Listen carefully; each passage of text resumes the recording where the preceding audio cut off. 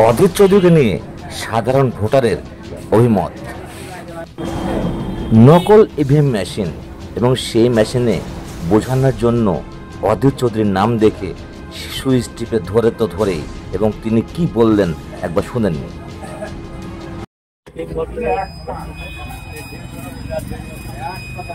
যেমন এক বছর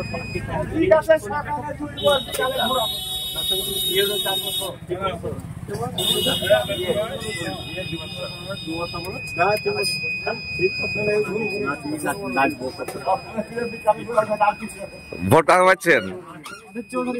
কেন? আমার ভালোবাসি, দল করি, এইভাবে 5 মাকার সংসদ প্রতিনিধি অধীর চৌধুরী স্যার আমি চিনি, হাত ছাড়া চিনি। অধীর চৌধুরী জিতবে? হ্যাঁ, গ্যারান্টি 100%।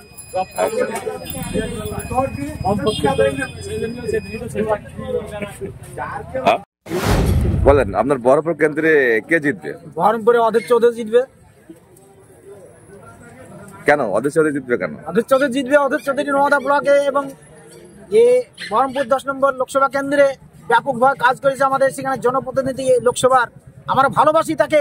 কংগ্রেস যে মনে প্রাণে ভালোবাসি, জাতীয় কংগ্রেসকে ভালোবাসি। অধীর ছাড়া আমরা কিছু বুঝিনি, অধীর ছাড়া কিছু আমরা বুঝিনি।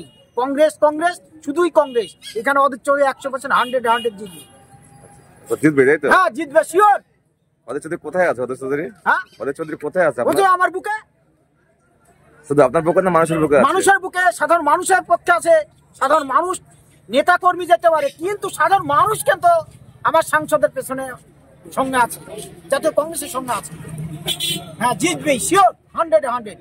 4 তারিখে তার রেজাল্টটা ভারতবর্ষের মানুষ এবং ভারতবর্ষের যে পার্লামেন্টের একটা বিরোধী দলের নেতা, মানে প্রত্যেকটা লোকেই জানে আমরা সেই যোগ্য ব্যক্তিকেই ভোটটা দেবো।